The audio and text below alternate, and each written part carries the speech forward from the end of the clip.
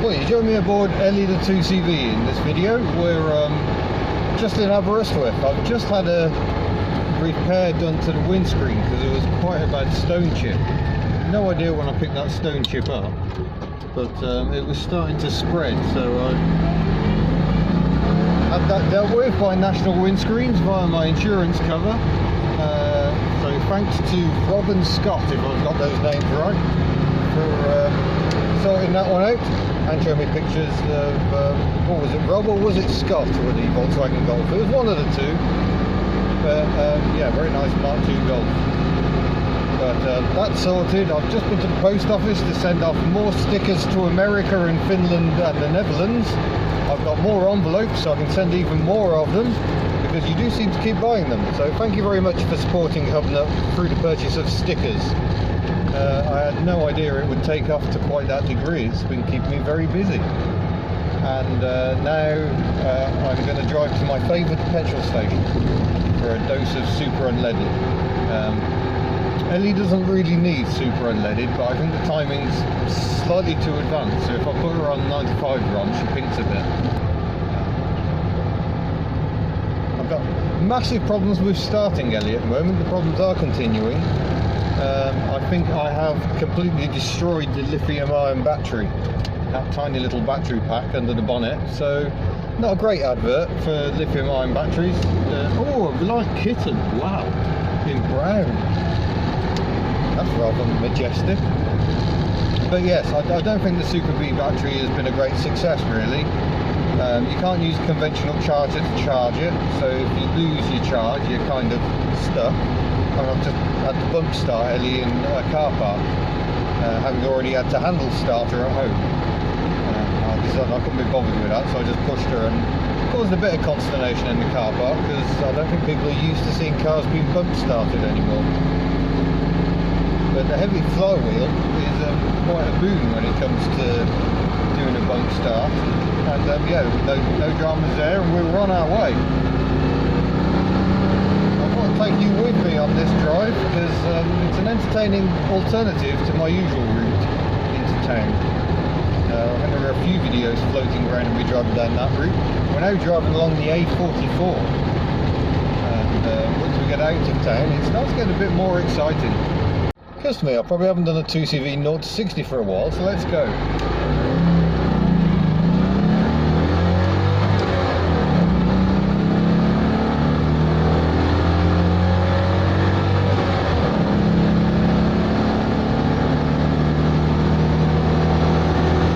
That's 50.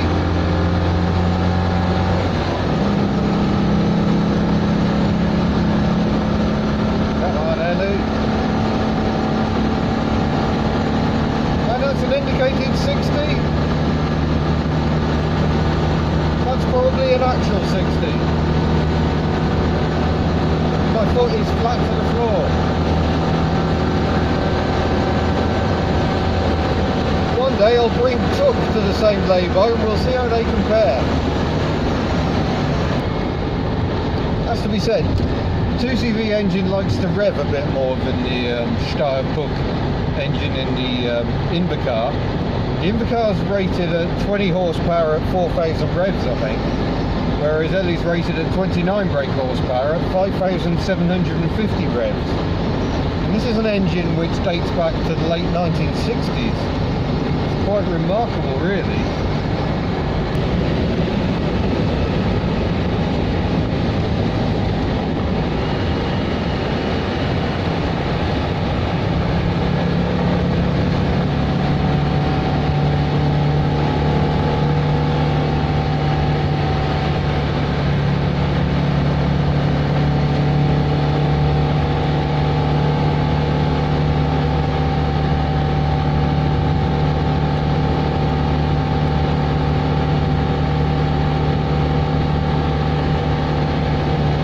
Begin the steep climb up to Bothnanterarian.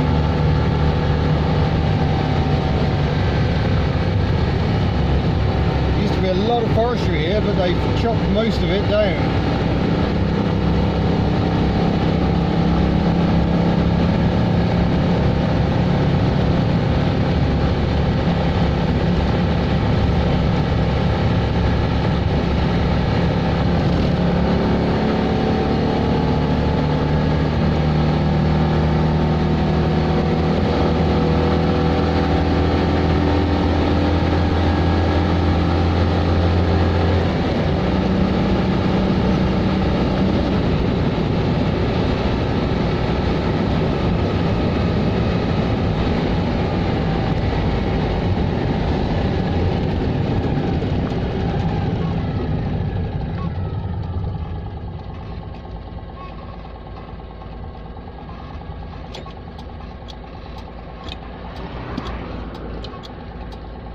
having to stop because there is a house coming down the road.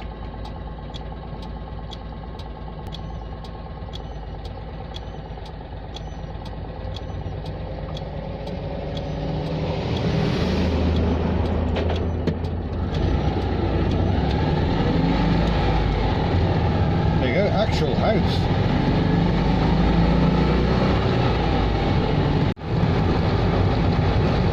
We've got drive-in day coming up. That's where people are encouraged to get their old cars out and give them a good drive. So I'm doing that by going to a drive-in day run organised by Haggerty Classic Car Insurance UK, who are sponsoring the Invercar project. Sadly, Tuck's not in a decent enough state to go on that run, which was never the plan anyway. She's going to Festival of the Unexceptional. So I'll be taking Elly to that one. We'll also be going to Cannock to play the Cannock auction game once more. So that's going to be a busy old weekend. We'll be clocking up another couple 100 miles in Elly the 2CV. In other fleet news, I'm waiting for parts so I can make the Toyota better. And poor Tuck is sat in the garage at the moment. She's leaking oil everywhere. The sump gasket has gone very badly. I tried using an instant gasket. It hasn't worked. Don't use instant gasket. I've ordered up the correct gaskets and I'm waiting to fit those. While we're out and about, we're just visiting the Vale of Rheidol Railway here in Devil's Bridge. Train has just arrived, so that was good timing.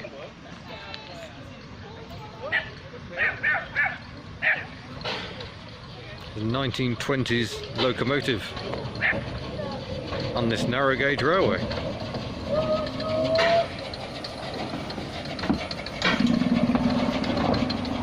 Look at that, beautiful.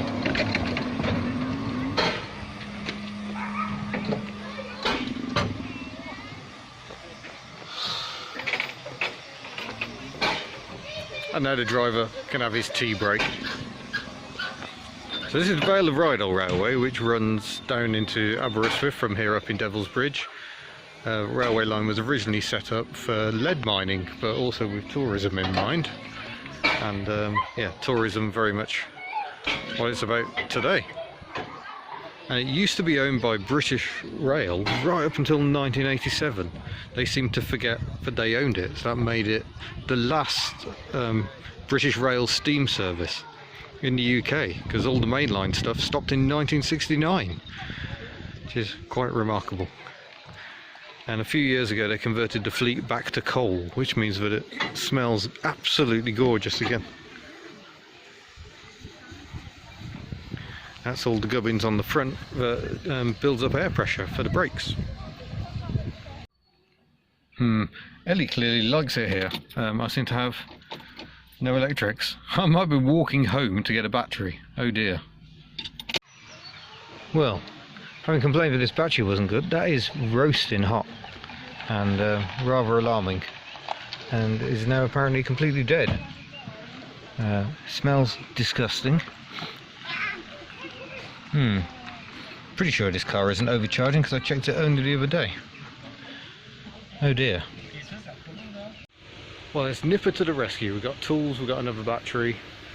See if we can get Elly running again before the train goes. And there we go. Train is still merrily steaming away. We've got the battery connected up. This one doesn't fit really, so I've only got it held in with a bungee strap, and not very well, but we haven't got to go fast. The question is, does it work? Have we got ignition? We have got ignition. Have we got an engine that starts?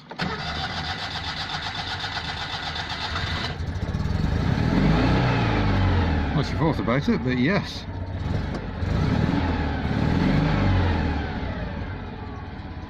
Oh, thank goodness for that.